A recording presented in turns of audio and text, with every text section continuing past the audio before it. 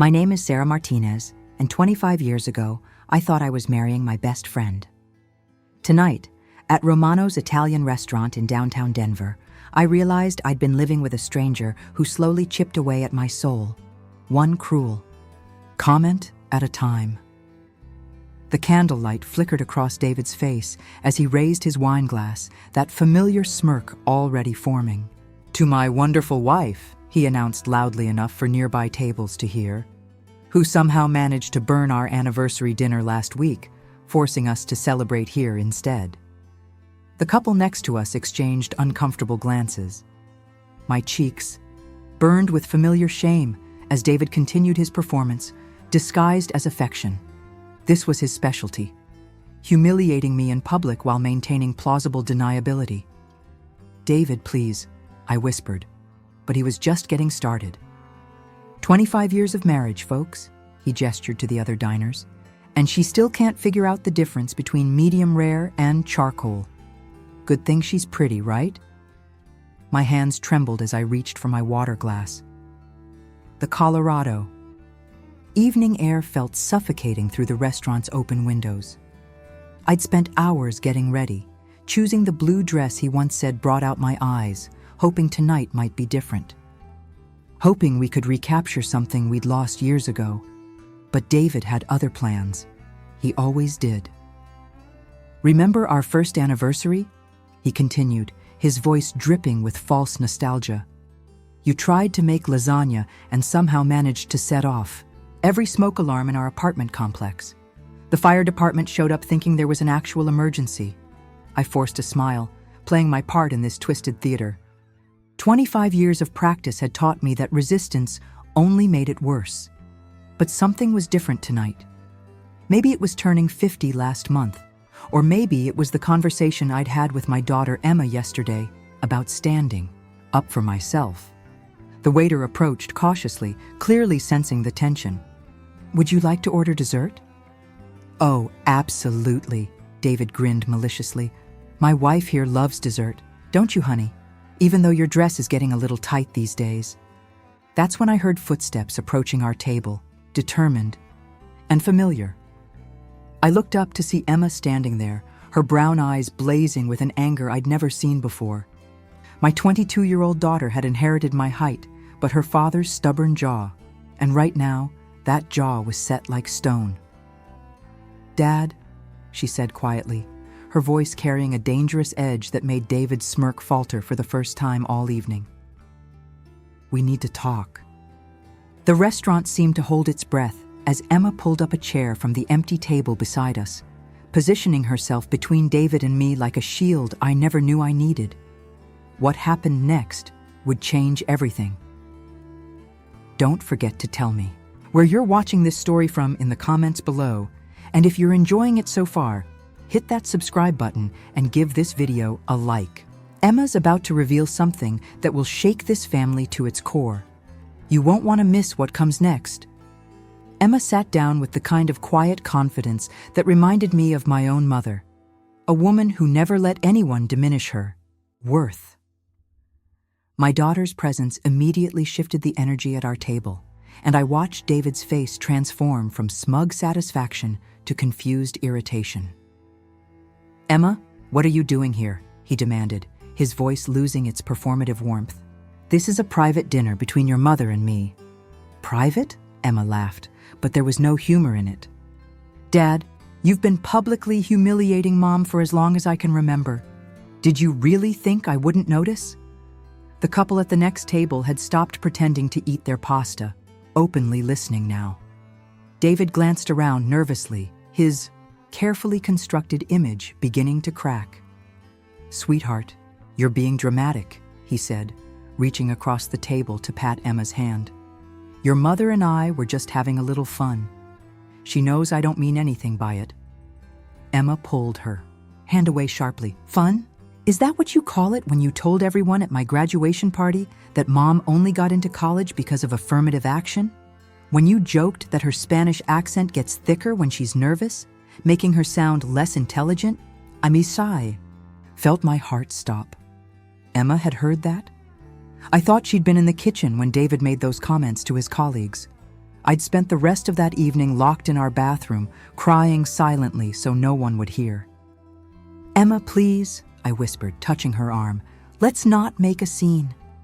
But my daughter turned to me with eyes full of tears and determination.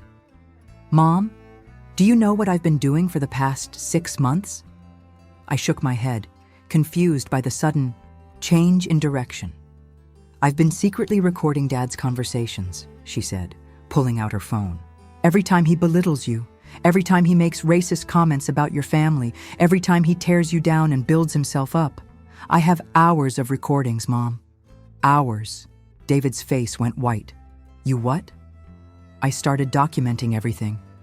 "After I came home from college last Christmas and watched him reduce you to tears over the tamales abuela taught you to make. He called them ethnic food, like it was something dirty, something shameful."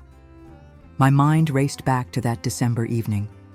David had invited his brother's family for dinner, and when I proudly served my grandmother's traditional recipe, he'd made several cutting remarks about foreign cuisine and suggested we should stick to American food for family gatherings. I'd felt so humiliated that I'd thrown away the remaining tamales and never made them again. "Emma, you had no right to," David started, but she cut him off. "No right. I had no right to protect my mother from emotional abuse. I had no right to document evidence of your systematic attempts to destroy her self-worth." The word abuse hung in the air like a lightning bolt. I'd never heard it applied to my marriage before, but as Emma said it, something clicked into place. All those years of walking on eggshells, of second-guessing every word, of feeling like I was never good enough. It had a name. Emma continued, her voice growing stronger. "I've been meeting with a lawyer, Mom, a woman who specializes in cases involving emotional and psychological abuse. She says what Dad has been doing to you for years constitutes a pattern of domestic abuse. And in Colorado, that's grounds for divorce with significant alimony and asset division." The silence that followed Emma's revelation was deafening. I could hear my own heartbeat pounding in my ears as I stared at my daughter, this fierce young woman who had somehow found the courage I'd lost decades ago. David's hands were shaking as he reached for his wine glass. "This is ridiculous, Emma. Your mother and I have a normal marriage. Every couple teases each other. I never laid a hand on her." "Physical violence isn't the only form of abuse, Dad," Emma replied coldly. "According to the lawyer, what you've been doing is called coercive control. You've systematically isolated Mom from her friends, criticized her appearance, mocked her culture, and undermined her confidence for 25 years. I thought about my old college friends, how I'd gradually stopped seeing them because David always found something wrong with each one. Maria was too loud, Carmen was a bad influence, and Rosa filled your head with feminist nonsense. One by one, they disappeared from my life until David became my only social connection. I never isolated anyone, David protested, but his voice lacked conviction. Sarah chose to prioritize our family. Did she choose, or did you make it impossible for her to maintain those friendships? Emma challenged. When was the last time Mom went out with friends without you complaining about the money, or the time away from home, or something she said or did that embarrassed you? I couldn't remember. The realization hit me like a physical blow.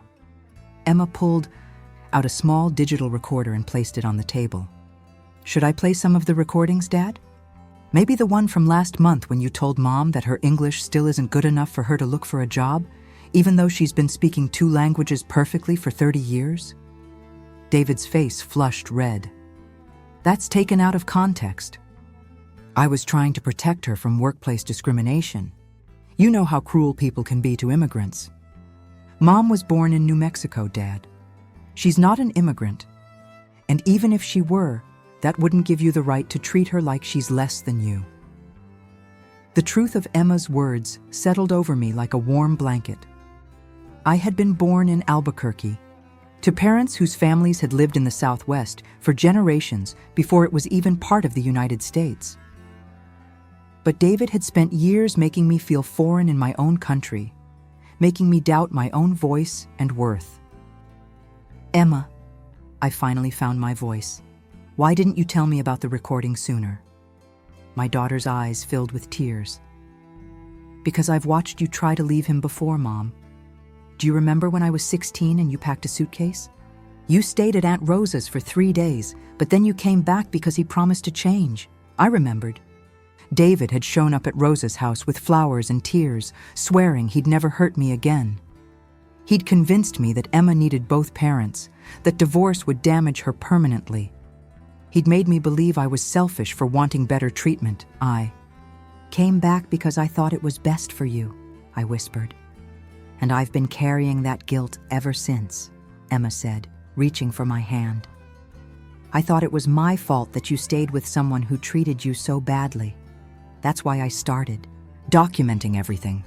I needed proof that this wasn't normal, that what he was doing was wrong. David stood up abruptly, his chair scraping against the floor. This is insane. I'm not going to sit here and listen to these accusations. Sarah, get your purse. We're leaving. But for the first time in 25 years, I didn't move. I looked at my daughter's determined face, at the recorder on the table, at the other diners who were watching our drama unfold with a mixture of fascination and concern. No, I said quietly. I'm not leaving. The word hung in the air between us like a declaration of war. David's face cycled through confusion, anger, and something that looked almost like fear. I'd never defied him so directly, so publicly. What did you say? He asked, his voice dangerously low. I said no. My voice was stronger this time, steadier. I'm not leaving, and I'm not going to pretend this conversation didn't happen. Emma squeezed my hand encouragingly. Around us, I could see other diners openly watching now, their conversations forgotten. The waiter hovered uncertainly near the kitchen, clearly unsure whether to intervene. You're making a scene, Sarah, David hissed, leaning across the table. You're embarrassing our family. Our family? I laughed, and it surprised me how bitter it sounded. David, you've been embarrassing me in public for decades. You've made me feel ashamed of my heritage, my appearance, my intelligence. You've convinced me that I should be grateful you married me at all. That's not true, he said, but his eyes darted around the restaurant nervously. Isn't it? I pulled out my phone, my hands trembling, but determined. Emma, play one of the recordings. Emma looked at me searchingly. Mom, are you sure? I'm sure. She pressed play, and David's voice filled the space between us, crystal clear and undeniably cruel. Sarah, for God's sake, speak English. We're at Emma's school function, not some barrio gathering. Do you want people to think we don't belong here? The recording was from Emma's high school awards ceremony 3 years ago. I remembered the moment vividly. I'd been speaking quietly to Emma in Spanish, telling her how proud I was. David had humiliated me in front of other parents, making me feel like my own language was something shameful. David's current face was ashen. Turn that off. There's more, Emma said grimly. Hours more. Dad calling Mom's cooking peasant food, telling her she's gained weight, suggesting she's not smart enough to handle the family finances, even though she has a degree in accounting and managed our budget better than you ever have. I managed our budget just fine, David snapped. Really? Emma's voice took on a dangerous edge. Because I also have recordings of your phone calls with your gambling buddies. Should we discuss the $15,000 you lost at the casino last year? The money you took from Mom's inheritance from Abuela? The color drained completely from David's face. I felt like the world had tilted on its axis. What money? Emma looked at me with pity and rage warring in her expression. The $20,000 your grandmother left you, Mom. Dad told you it was only $5,000, remember? He said the lawyer's fees took most of it. My mind raced back to 2 years ago when my beloved Abuela had passed away. I'd been devastated by her death and overwhelmed by the legal process. David had handled everything, telling me not to worry about the details. He'd given me $5,000 and said that was all that remained after expenses. "Where's my grandmother's money, David?" I asked, my voice deadly quiet. "Sarah, let me explain. Where is my grandmother's money?" My voice carried across the restaurant. Several diners had pulled out their phones, undoubtedly recording this meltdown for social media. But I didn't care anymore. I was tired of caring what strangers thought, while the man I'd trusted with my life had been systematically destroying it. "I invested it," David said weakly. "I was trying to grow it for our retirement." "You gambled it away," Emma corrected coldly. "Just like you gambled away Mom's college fund and the money she saved from her part-time job and probably half our house's equity." I felt nauseated. All those years of careful budgeting, of denying myself small pleasures because David said we needed to save money. Meanwhile, he'd been spending our future at poker tables and slot machines. "How long have you known?" I asked. "Emma." I started investigating after I noticed the discrepancies in his stories. "I'm studying forensic accounting at college, Mom. Numbers don't lie, even when people do." If you're as shocked as I am by these revelations, smash that like button and subscribe for more of this incredible story. Emma's investigation is about to reveal even darker secrets that will change everything. The revelation about my grandmother's money felt like a physical punch. Abuela had worked as a seamstress for 60 years, saving every penny she could. That money was supposed to be her final gift to me, a way to honor the sacrifices she'd made for our family. "How much more?" I asked Emma, my voice hollow. "How much more money is gone?" Emma exchanged a look with someone behind me. I turned to see a woman in a professional suit approaching our table, tall, confident, with kind eyes behind wire-rimmed glasses. "Mrs. Martinez," the woman said gently. "I'm Jennifer Walsh, the attorney your daughter has been working with. Emma asked me to be here tonight in case you needed support." David shot to his feet. "This is entrapment. You can't just ambush someone like this." "Actually," Jennifer said calmly, taking the seat Emma had vacated, "everything we're discussing is perfectly legal. Your daughter came to me concerned about financial abuse and requested a consultation. I'm here as a friend, not in any official capacity." "Yet," Emma added pointedly. Jennifer opened a briefcase and pulled out a folder. "Mrs. Martinez, your daughter has shown me evidence of systematic financial abuse spanning decades. The gambling losses alone total over $40,000 from accounts that were legally yours." $40,000. I felt dizzy. That represented years of work, years of sacrifice. "There's more, isn't there?" I asked, though I wasn't sure I wanted to know. "I'm afraid so," Jennifer said compassionately. "The house you've been living in? It's been refinanced 3 times. Your husband has been using the equity to cover gambling debts and maintain his lifestyle." "What lifestyle?" I was confused. "We lived modestly. David drove an older car. We rarely vacationed. Our clothes were basic." Emma pulled out her phone again. "Dad has a secret apartment across town. He's been telling you he works late, but he's actually been living a double life." The restaurant seemed to spin around me. "A double life?" "The apartment is where he takes his gambling friends, where he entertains women from the casino," Emma continued, her voice breaking slightly. "Mom, he's been cheating on you for years." David slammed his hand on the table, making the wine glasses jump. "That's enough! Emma, you've gone too far." "That apartment is for business meetings." "Business meetings?" Jennifer asked mildly. "What kind of business requires a 1-bedroom apartment with a king-sized bed and women's clothing in the closet?" The humiliation was complete now. Not only had David been emotionally and financially abusing me, but he'd been unfaithful as well. 25 years of marriage, and I'd been living with a complete stranger. "Mrs. Martinez," Jennifer continued gently, "in Colorado, financial infidelity and hidden assets are grounds for divorce with significant compensation. Combined with the emotional abuse Emma has documented, you could be entitled to more than half of all marital assets, plus alimony. There are no assets left to divide, I said bitterly. Actually, there are, Emma said, pulling out another document. Dad has been hiding money in offshore accounts.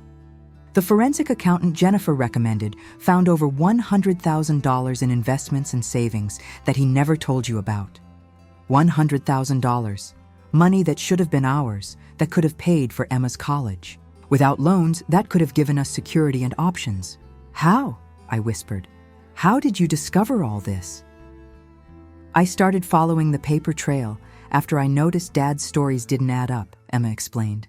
His gambling buddies aren't very discreet when they drink. They talked about his bachelor pad and his side pieces right in front of me at Christmas dinner.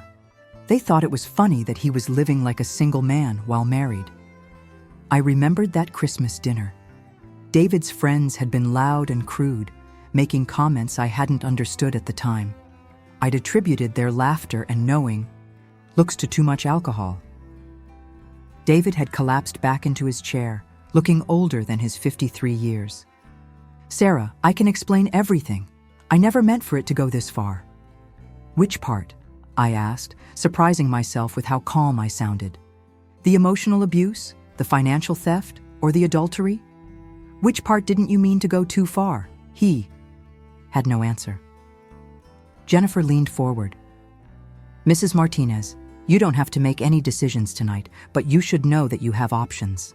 Legal options, financial options, and most importantly, the option to build a new life free from this. Treatment. For the first time in decades, I felt something I'd almost forgotten. Hope. The weight of 25 years seemed to lift from my shoulders as I looked around the table at these two strong women who had somehow materialized to support me when I needed them most. The contrast was stark. David slumped in his chair like a deflated balloon, while Emma and Jennifer radiated determination and strength. What would happen next? I asked Jennifer. If I wanted to pursue this legally. First, we'd need to secure your finances, Jennifer explained. Tomorrow morning, you could open new bank accounts in your name only. We'd also need to document all marital assets before your husband has a chance to hide or dispose of anything else. David stirred. You can't just freeze me out of my own accounts. They're not your accounts, Jennifer replied firmly. They're marital assets, which means Mrs. Martinez is entitled to half of everything, plus compensation for what you've already stolen. I want to file for divorce, I said suddenly. The words tumbled out before I'd consciously decided to speak them, but as soon as they were in the air, I knew they were right. Emma's face lit up with relief and pride. Mom, are you sure? I've never been more sure of anything in my life, I replied and meant it. Emma, thank you for having the courage I couldn't find. You saved me. You saved yourself, Emma said, tears streaming down her face. I just gave you the information you needed. David finally looked up, his eyes red and desperate. Sarah, please, we can work this out. I'll go to counseling. I'll stop gambling. I'll do whatever you want.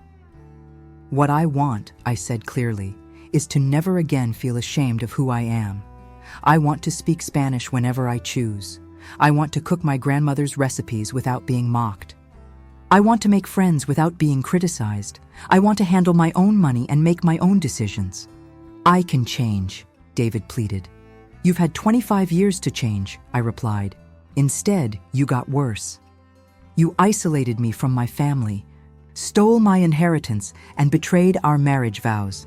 There's nothing left to work out. Jennifer pulled out a business card. Mrs. Martinez, I know this is overwhelming. Why don't you and Emma come to my office tomorrow morning? We'll discuss your options in detail and start the paperwork if you're ready. I took the card, my hands steadier than they'd been in years. What about tonight? Can I go home? Legally, it's your home too, Jennifer said.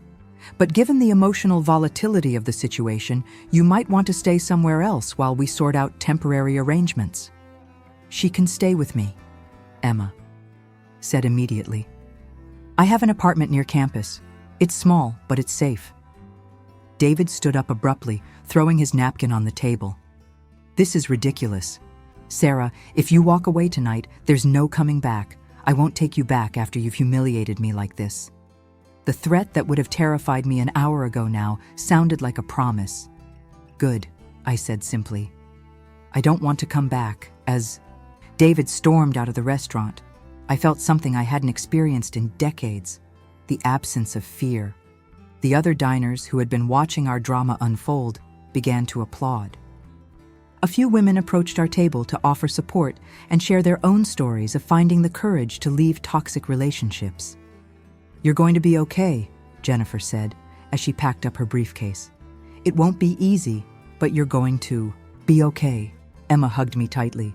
Mom, I'm so proud of you.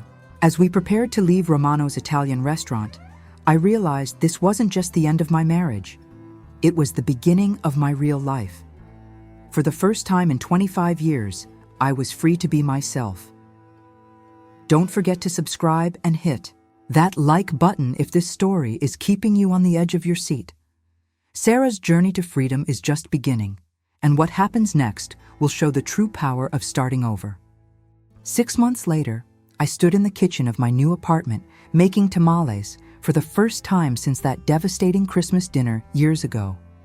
The masa felt familiar under my hands, like greeting an old friend I'd been forced to abandon. The scent of dried chiles filled the air, bringing back memories of my abuela's kitchen and Sunday afternoons spent learning family recipes. Emma was coming over for dinner, along with my newly reconnected friends, Maria, Carmen, and Rosa.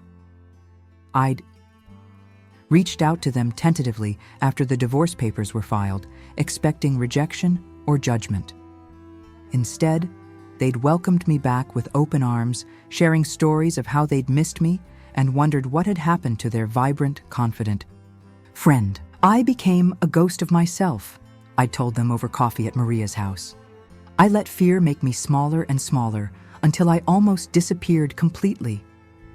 The divorce had moved quickly once Jennifer's team uncovered the full extent of David's financial deceptions. The forensic accountant had traced over $150,000 in hidden assets, gambling losses, and unauthorized withdrawals from accounts that legally belonged to both of us. The judge had been particularly harsh about the stolen inheritance, ordering David to pay restitution plus damages. My phone buzzed with a text from Emma. Running 5 minutes late. Something exciting to tell you. I smiled, stirring the filling for the tamales. Emma had thrived during these months, no longer carrying the weight of her parents' dysfunctional marriage. She'd thrown herself into her studies and had recently been selected for a prestigious internship with a forensic accounting firm that specialized in financial abuse cases. The doorbell rang, and I wiped my hands on my apron before opening it. Emma stood there practically bouncing with excitement, holding a bottle of champagne and a manila envelope. "Mom, you're not going to believe this," she said, barely containing her enthusiasm. "What is it, mija?" "2 things. First, I got accepted into the graduate program at Columbia, full scholarship, plus a stipend." I screamed and pulled her into a fierce hug. "Emma, that's incredible! I'm so proud of you!" "But that's not even the best part," she continued, waving the envelope. "Jennifer called this morning. Dad's been indicted for tax evasion and fraud. Apparently, those offshore accounts weren't properly reported to the IRS, and the government is very interested in his gambling income and undeclared assets." I felt a complex mix of emotions: satisfaction, vindication, and surprisingly, a small amount of pity for the man who had controlled my life for so long. What does that mean for us? It means the government will be seizing his hidden assets, and as his ex-wife, you're entitled to half of whatever they recover. Jennifer estimates it could be another $200,000 or more. I sank into a chair, overwhelmed. $200,000? Mom, you could go back to school if you wanted. You could travel, start a business, do whatever makes you happy. The possibilities felt endless and terrifying. At 50, I was rediscovering who I was beneath 25 years of manipulation and control. The doorbell rang again, and my friends arrived together, carrying flowers, wine, and enough. Food to feed an army. Rosa immediately headed to the kitchen to inspect my tamales, while Maria and Carmen started setting the table and sharing neighborhood gossip. "Sarah, these smell just like your abuelas," Rosa said, lifting a pot lid to inhale the aroma. "I'm so glad you're making them again." I'd forgotten how therapeutic cooking could be, I admitted. David always made me feel like my cultural traditions were something to be ashamed of. "That pendejo never deserved you," Carmen said fiercely, using a word that made us all laugh. As we sat around my small dining table, sharing food and stories, I realized this was what I'd been missing all those years: authentic connection, unconditional support, and the freedom to be completely myself without fear of judgment or punishment. Emma raised her champagne glass, a toast to my amazing mother who found the courage to reclaim her life and inspire other women to do the same. "To new beginnings," Rosa added. "To family, the one we're born into and the one we choose," Maria chimed in, as our glasses clinked. Together, I felt a profound sense of gratitude and possibility. The scared, diminished woman who had sat in Romano's restaurant 6 months ago felt like a stranger now. 1 year after that life-changing anniversary dinner, I stood before a packed auditorium at the Denver Community Center, preparing to give my first public speech. The audience was filled with women from all walks of life, some survivors of abuse like myself, others supporting friends and family members, and many advocates working to end domestic violence in all its forms. Jennifer sat in the front row, beaming with pride.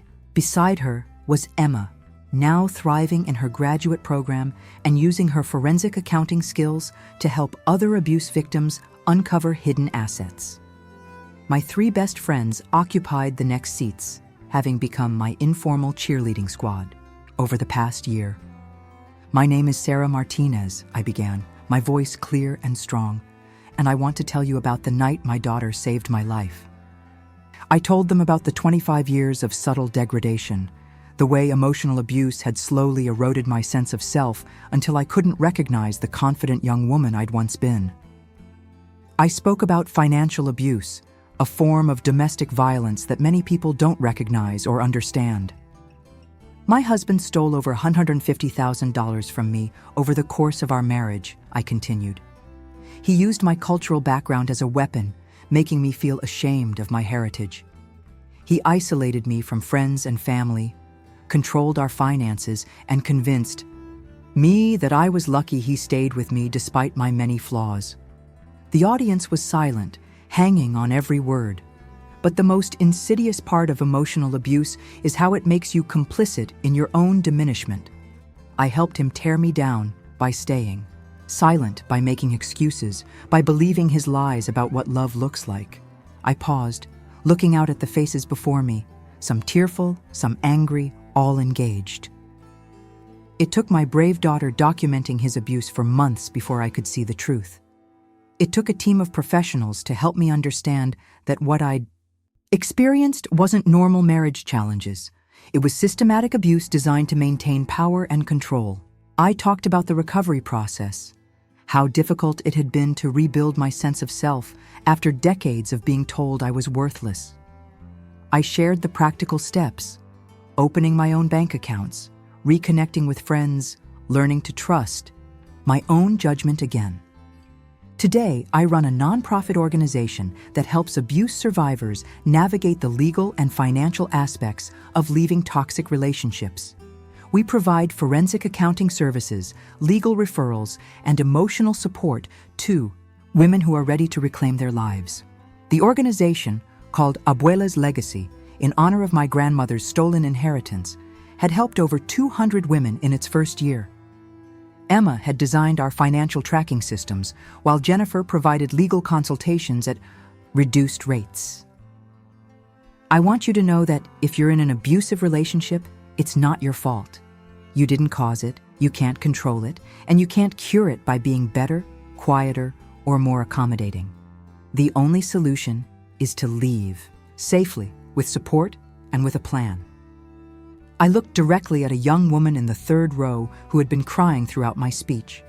And if you're like I was, if you think your situation isn't bad enough to qualify as abuse because he never hit you, I want you to understand that emotional and financial abuse are just as destructive as physical violence. Your pain is valid. Your desire for better treatment is valid. You deserve to be respected, valued, and loved for exactly who you are. The applause started slowly, then built to a standing ovation.